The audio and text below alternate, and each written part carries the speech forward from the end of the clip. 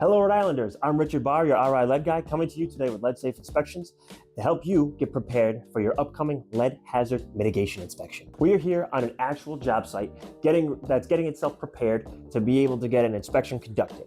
We're going to be walking you through some of the most frequent things to look for when prepping your property to have us come out. For this type of inspection, we're not going to be proving what is or what isn't lead paint in your building. We're going to be using a visual-based standard that basically operates under the assumption anything could have lead in it at all. Now, what that means is we're going to be looking inside the unit and the exterior of the entire building and any common areas between them, looking for first and foremost, any damaged painted surfaces. So what we always recommend is that you go and do a walkthrough of the unit before we come in and focus on some of the more hot button areas, which will include radiators, and as a bonus, wainscoting, painted doors and door frames. Time out.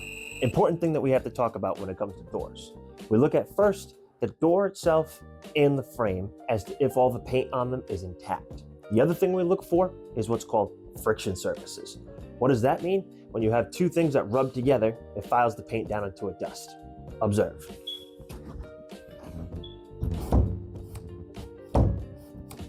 Feel that drag there on that door? That's the door itself rubbing on the frame, which, even though you can't see it, is creating a fine dust particle, which if it has lead in it, is now something that someone can ingest and get sick. And what we can see as we move up towards the frame is that it actually is creating a damaged surface on the frame as it rubs on the door. So what do we do with that to make it safe? First things first is obviously to touch up any damaged paint that has happened from that door rubbing on this frame. The other thing you do is what's called planing the door.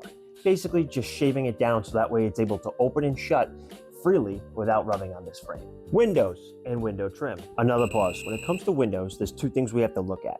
First and foremost is the trim around it, being the sill, the stops, the casings, what have you, are the paint all intact. The other thing that has to be brought into consideration, the construction of the window. You're basically going to encounter two different types of windows, which are either going to be your vinyl replacement windows or original wood windows. Wood windows make it a little bit more complicated.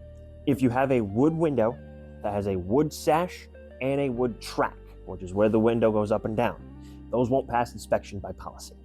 However, if they're retrofitted correctly, as this window behind me is that I'll demonstrate in a moment, they may pass inspection.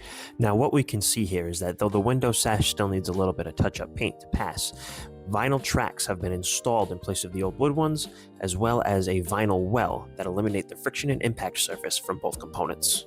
Kitchen cabinets, including their frames, interior walls, and shelves. Closets, including the door, its frame, shelves, baseboards, walls, and ceilings. Important to note, you don't have to take everything out of your closets. We can work around that when we get there, whatever your renters have in there. Just make sure all the paint is intact. So just to quickly recap, when you're preparing for your inspection, what you're going to want to do is just do an interior walkthrough of any unit we're coming into. Look for any damaged painted surfaces anywhere, look for any sticking doors, or just basically look for anything that's had some signs of neglect. Make sure not to neglect your closets. Don't neglect your windows. Look at your baseboards, your wainscoting, anything that you don't normally look at. Once you have all that done, let us know. We're happy to get you on the schedule, get you into your property, and get you lead certified. I hope you found this video both educational and at least a little bit entertaining. Once again, I'm Richard Barr, your RI lead guy with LeadSafe Inspections. Looking forward to working with you, getting you LeadSafe certified, and helping you get the lead out.